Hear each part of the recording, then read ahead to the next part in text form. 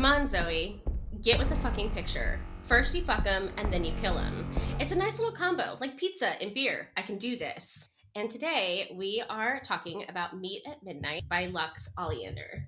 Yes, and it's an additional special episode because we have our very first special guest. Our good friend Kelly is here to talk about this book with us. She is slowly getting introduced to dark romance.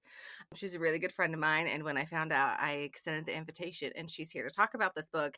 And I'm actually kind of sad that this is the book that you're coming to talk about because it was horrible. This whole book was I'm so relieved to hear you say that because I was like, they're both going to be talking about how great this book was, and I didn't enjoy it, and I'm going to be the downer. So that's great. I'm glad we agree.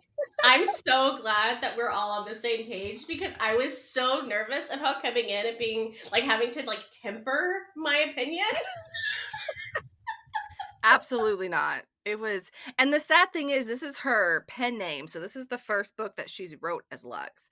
She writes monster romance as Beatrix Hollow, and I've read quite a few of her things as Beatrix, and she writes it very well. So I'm really sad that this was not as good as I thought it was going to be. So let's back up.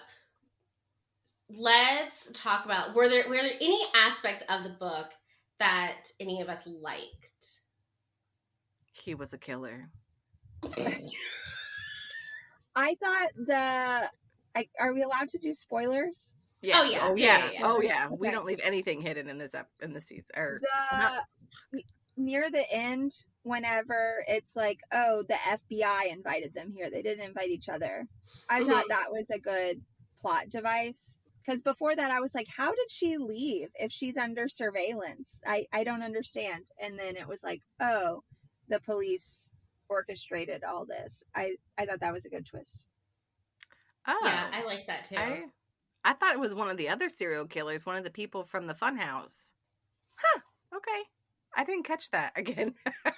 Towards the end, I was like, is this fucking over yet? By that point.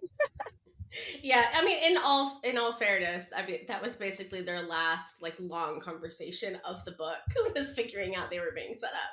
So I liked. No, that would be a lie. I think I like, although I still kind of confused about the interview that they did with the news anchor. Mm-hmm. I thought that was kind of clever, but as I was reading the book, I never really knew if the news anchor was real or if it was just in Jack's head because he talked to Jack. So that was kind of a nice little, okay, he is real. And I think I sort of like that she killed him, but like not really because I didn't understand why she killed him, which is saying something because I normally like everybody to die. Yeah, you do. So what? You don't understand why they killed the news reporter? No. Why she killed him off the Ferris wheel? Right? Did I make that up? She did do that. You're right. Yeah, yeah, she did. Well, I don't know. I think it was the game of survival at that point. She didn't think he would ever agree to not kill her. But I also thought that she liked that element of danger. She liked being in danger. So again, I agree with you, Mistie, that it makes more sense for her character to not kill him because she wants to have that looming over her. So, yeah, I agreed. I could probably give more reasons why I hate the book than why well, I at least wanted to like see if there was any redeeming quality before we dove into. What did you like about it, Jen? Was there anything you liked? I mean, like some of the one-liners were pretty great. I had a good chuckle, a few times throughout, but other than that, it fell really flat for me. And I'm so glad I did the audio because I never would have finished it if I'd had to read it. I also think, though, that so we also do this thing, Kelly, to where if we don't like a book, we DNF it and then we add it to the end of the season in our wrap up. We talk about all the Oh, yeah. books for the season. I'm 99% sure that this would have been DNF'd if not for you. Sorry to No, it's okay. put that on It's you okay. guys. No. We- With that pain. I think sometimes it's still good to finish it even though we didn't like it, because then we have more backing of being like, okay, this was really trash. It wasn't just Yeah. the beginning. And I'll give you an Yeah. example, and I may or may not cut this out of the podcast. Jen's already finished it. I'm still trying to read the book for Wednesday, the recording that we were supposed to record like last week, and I haven't read it because it's like, I hate this book so much. But Jen's like, no, Oh my keep going, gosh. because there are things to talk about. And so, sometimes you just have to force yourself to go through it.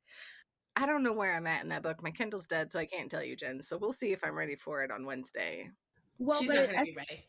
especially when you're like giving your full opinion on a book, if you haven't finished it, it's very easy for someone to say, oh, well, if you had just gotten to the end, it would have all made sense. It all comes together. But if you finish it, you can really say, nope, I don't care what additional plot points she did to tie it together. It wasn't for me. Yeah, agreed. Although my favorite part of the book, outside of the pizza and beer, because that just cracked me up, was the epilogue. Where you get set up, I'm assuming, for the next book. Oh, yeah.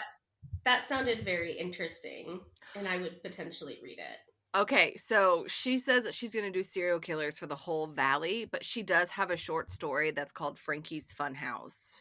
So I didn't realize that they were connected. So I don't know who that's about, or if it's setting up the Funhouse, or...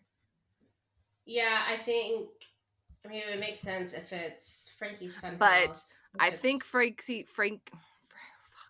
words. You'll get there in a second. Frankie's Take an extra sip of Funhouse. tea. I didn't have anything to drink. I literally went to the bathroom, threw clothes on, turned my AC off, and jumped over here. Okay, all at the same time. But Frankie's Funhouse is actually under Beatrix Hollow, not Lux. I'm pretty sure. Oh, interesting. Yeah, so that's why I didn't make the connection. Yeah, you're right. It's 82 pages, and it's written Beatrix Hollow. So she has a kitty cat and a rabbit in her office with her. Oh. Yeah. So I think the thing that made me hate it the most was you didn't know what was fantasy and what was real. Like, there was a lot of them imagining things happening and then it not actually taking place. And I think that bothered me. I think I would have just rather it have taken place. I remember him imagining things. I don't know that I remember her. Like, you were talking about the TV, like the news anchor, right? Mm-hmm. The person from the TV is talking to him. I remember that. Her fantasies. Her dreams? Yeah. I just read this yesterday. You'd think I'd have a clearer memory of it. She, I think at the beginning, fantasized about being a killer, and then she became the killer, and then she kept on fantasizing about running into him and like the sexual acts, and then him like finding out and like loving her. Maybe hers wasn't as deep as his. Yeah. But I just felt like when I was like, oh, fantasy, I'm just like, ugh, I don't care about the fantasy. Let's skip. Okay, let's get back. What are they doing? And that's what I did. Yeah. Like I skimmed most of it. I just didn't like that. You should have just made it a reality. Yeah. I just didn't like it. I don't. I think what bothered me at the beginning and what would have stopped me from getting through like the first couple chapters, if this wasn't for the podcast, was like I didn't like being inside his mind in the beginning. Like when he is like a psychopath, right? And you just don't like him. And it's just very uncomfortable for me to be inside his mind at that point in the story. Like later when she humanizes him, it's easier. But at the beginning when he's really talking about like how much he enjoys killing and all of that, I was just like, okay, it reminded me of, totally different writing style and everything. But have y'all ever read the book American Psycho? No, I own Where it.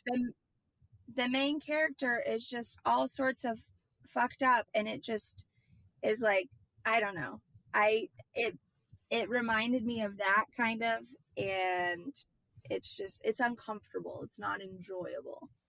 Yeah, I can agree with that. There were definitely elements of I don't know if it was her inner monologue or his inner monologue, or maybe it was both at different times. But there are definitely times I was just like, this is a little too realistic for me to like be able to sit, because I feel like that's what makes dark romance enjoyable. Is it's and at least the dark romance that I tend to read, it's beyond the scope of like what could actually happen or what would be reality, and this living in their head so much, it's like, oh, this is probably how like real serial killer psychopaths think, and this is a little too close to like make it hot. Yeah. You said that much better than I did. Yeah, I agree with you. She's a word wizard, okay? No, I it's also an hour earlier, or yeah, later in the morning for me, so Yeah. we'll go with Thank that. you for giving me that excuse. I appreciate Absolutely. that. I think I hear what you guys are saying, and I don't disagree, but I still don't think that's the reason why I didn't like it. I It just wouldn't thought be it the was reason you didn't like it. it was just it was boring. It was anticlimactic. Like, not, I mean, besides the killing, like nothing happened, and that's saying something coming from me. Like, it was just like, okay, you want to kill, okay. Like, maybe I wanted them to be more cat and mouse play between them. That would have been like really fun. Or, the blurb, and like at the beginning, the preference, he talks about like stalking her, but like we don't ever actually see that. And I have a really big issue if you say stalker and then you don't actually apply it in the book, because that is a lie, and I hate being lied to, especially in a book. And so I think maybe that's what I was expecting, the stalker aspect, and I didn't get it. And then it's just like, well, F you. Not I no. feel like kind of along that same thread, it's like nothing was fully developed. Like everything was a very surface level. Like the town was very surface level. The characters were very like 2D. There was no, like, you have this incredible like beast from Split, if you've seen that movie. That's who Jack reminded me of, like when he was going crazy on the FBI.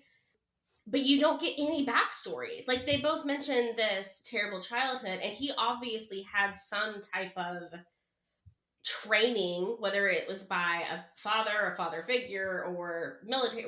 Like, where did he develop these incredible skills? Is he actually like, because he also survives everything? Why does he survive everything? Is he some crazy military experiment? There's just so many questions I had, like, that just, I feel like could have developed the story, the characters, the depth a bit more, and it just, again, it was just, everything was just surface level.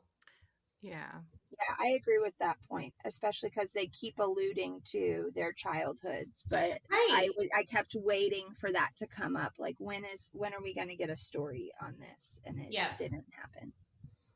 Yeah. And I think it would make sense if there was, I don't think it was set up well to do it, but like if there was a second book where you now follow them into becoming serial killers together, and then they develop the characters, I could see it working well if the first book had been set up a bit better. But to leave so many questions unanswered, and like you just have like individual scene, together scene, they try to kill each other, they fail, there's sex, and then they get away from each other, and then it's just that same exact thing repeated 6 times.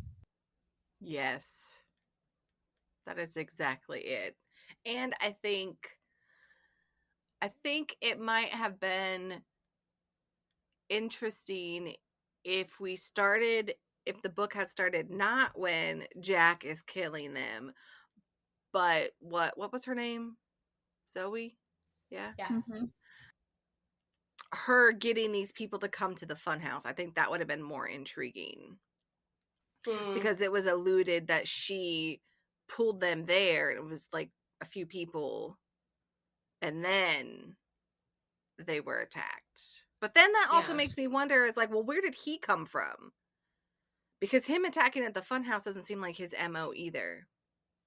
Doesn't he? I think, and I wasn't really mentioning it because I was playing Halo when I was listening to like the last few bits of it. But I thought he mentioned something along the lines of he just stumbled into the Funhouse the same night that she was planning on killing them. So like they both started their serial killer journey on the same night. But I could totally be making that up in my head. I don't think that was his first time. No. Okay. I think at the beginning she was already calling him the massacre maniac. She already knew who Oh, he you're was right. when he attacked her. But how I was interpreting it was that he somehow knew there was going to be a party there. It seems like he targets parties. Mm-hmm. So he knew that people were going to be gathering there, and that's why he showed up there. Makes more sense. But it doesn't say that. It doesn't. That's a good point, Kelly. Thank you for that. I think it would have been really cool, though. Start where it did, but instead of him doing the killing, it's her doing the killing, and he watches, and then that's when the stalking could have happened. Ooh, and then kind of like be like her fairy serial killer godmother or whatever. Ooh, that would have been been really that story. That would be a good book. Yeah. It's and Mistie and I Go do this. for it. Mistie and I do this quite a bit on books that we don't like. We like rewrite the whole thing. Yeah, I love it. Just rename the characters.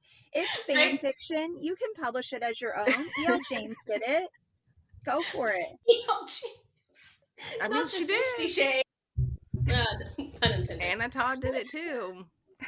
You know who I or how I would want the book to start. I want him to have this background in like a cult. What's like a guerrilla? What are those things called? They're like Guerrilla military, warfare? but they're like guerrilla war camps type of thing. Where like he's grown up in the mountains of Montana and is trying to, but he's like snaps and he kills everybody. Oh. In his thing because they taught him, but now he's gone crazy, and then he ends up in Umber Valley. Yeah. So like that's where the book starts. You get his backstory, and then I think it could even still open with Zoe's scene where he's like, "Oh, there's my perfect match. Yeah, she kills everybody too." And that would explain the dislike of guns. Yes. Yeah. Right? Like I need some sort of explanation for that. You can't just say, "Oh, he hates guns," because that's his quirky character. Right. And then he uses them perfectly. Exactly. Yeah. Yeah.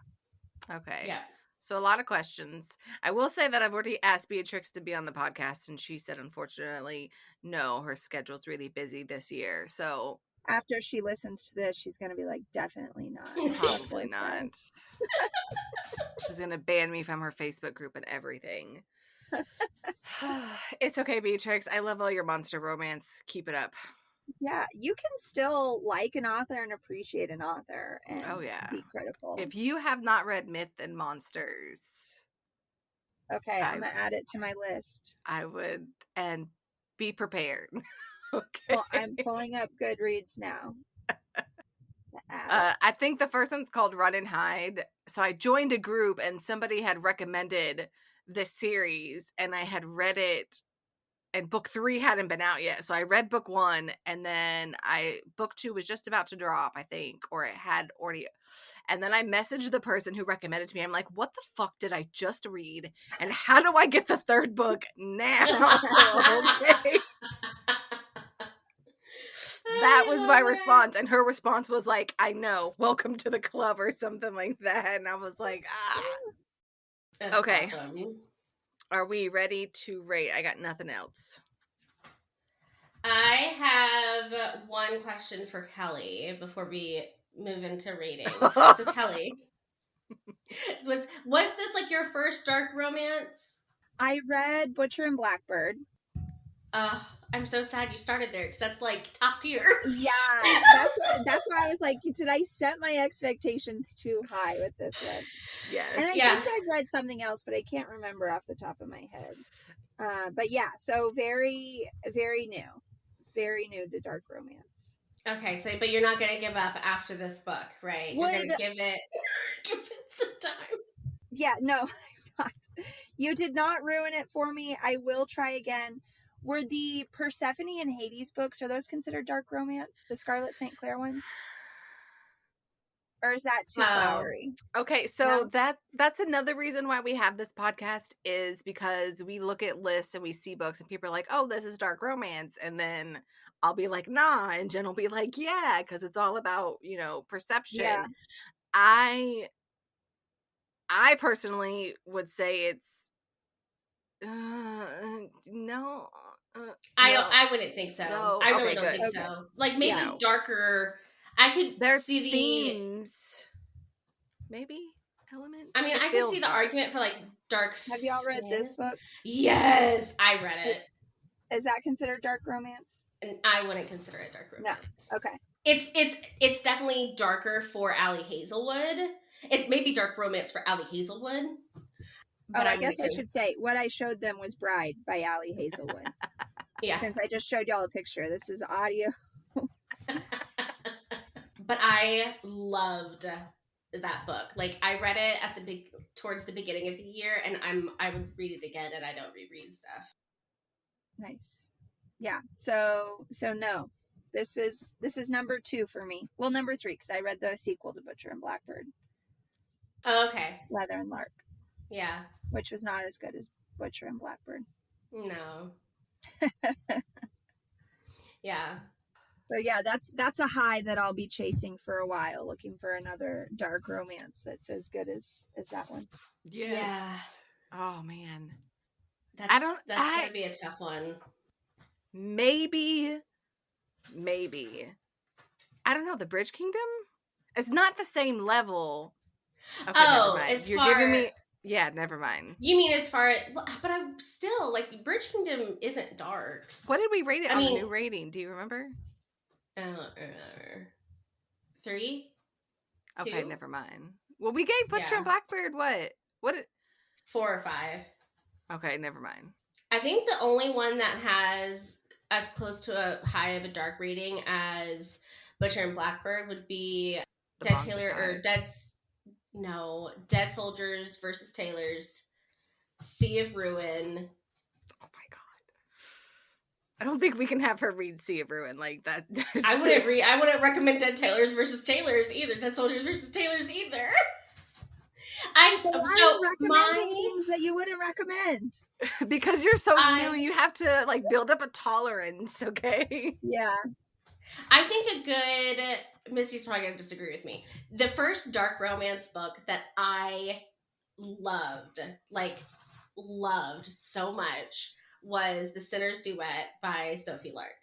I've been trying to find that one. That's a good one to start. I mean, yes. like it's not hard to find, but the library just doesn't have it. I'm like intensely library reader. No, I love that. But no, I'm pretty sure I read it. Actually, I think I read it. I don't even think I listened to it. I think I read it. And I loved everything about it. Okay, adding it to the list. That one's moving up, bumping it up to the top of the list. I think that's a good. I think even on our episode, I mentioned that it's a good step into dark romance. Yes, and it will determine. Well, this probably also helps determine what you can go forward through. Mm-hmm. So we know that you don't like being in the head of the killer, so that helps. But the Sinner's Duet is a good one to be like, okay, this was enough, or this wasn't enough. Mm-hmm. Yeah. So Jen, you're an always audiobook person, or do you flip back and forth? This year currently I'm all audiobooks. I'm having a really hard time sitting down and reading. The previous 2 years it was probably more physical books than audiobooks. So I don't know why all of a sudden I can't sit down and read. Sometimes she does both. Yeah, or simultaneously. I'll either read another book at the same time. Yeah, there's times absorb it all. There's times I'll, especially when I was all I did was read 2 years ago, I would have one book on Kindle, one book in physical copy, and one book on audio. Mm-hmm. and It helps you to have things everywhere, right? You can have a book by the bed. You can have something on your phone. So when you're out with your kids or whatever, it's easy to just pull it up and read while they play. Yeah. Yeah, exactly. I love it. Okay, are we ready to rate? Yeah, I think we're ready to rate. Okay, so darkness. You gotta do at least a 4. Really? I was thinking a 3. No, because the beginning, when it's all in his head and he's a total psychopath, like that's dark. Okay. Yeah. Concede. You're allowed to have a different rating than us. Yeah. Well, I don't know. I don't make the rules. Why am I allowed? I decide this is my podcast now. Look at me. I'm the podcaster now. No, we do different ones. So like when I write the show notes, I'll put our individual scores, but the conceit is I see where you're coming from. I understand, yes, the 4. Yeah. But I think last season we made a bargain just to make it fun, to where we had to convince each other which was I love that. Yeah. And we had to agree. Okay, so spicy. We didn't even talk about any of the sex. That just tells you. Well, like Jen said, it's the same sex scene 5 or 6 times. And we know that is a pet peeve of mine. I can't stand the same sex scene over and over. I think only 2 were different, or just 1? I couldn't. Well, and I think the other thing, it's like, or was real, and they do the first part of the foreplay, and then the next time they meet up, it's like they do the same thing, but she adds on a little more at the end, and then the next time they meet up, you know, it's actual. They do all the same stuff, and then they actually have intercourse. I don't know, a 2. It probably has to be more than a 2, maybe a 3. I would say. Is there? I was about to say. Yeah, there was blood play too. In the video that he sent her, there was blood play, but that was the only blood play that. Well, unless you count her finger banging his bullet hole. Oh my god. That was awful. I was like, do we need to have this in here? That is going to be the highlight of this episode, Kelly. Thank you. There's a nice soundbite for TikTok. Yeah.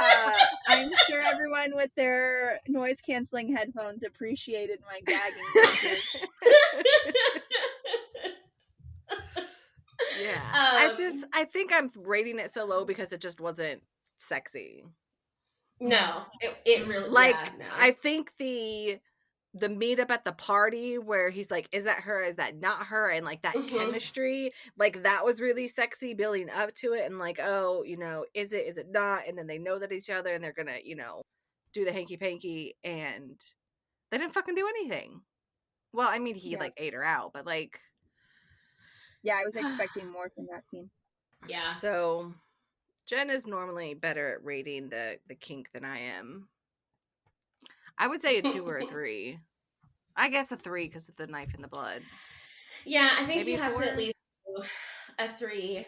I think because you have the knife play, you have the blood play, you have the DubCon scene where she's asleep while he's molesting her, and then she wakes up and allows it.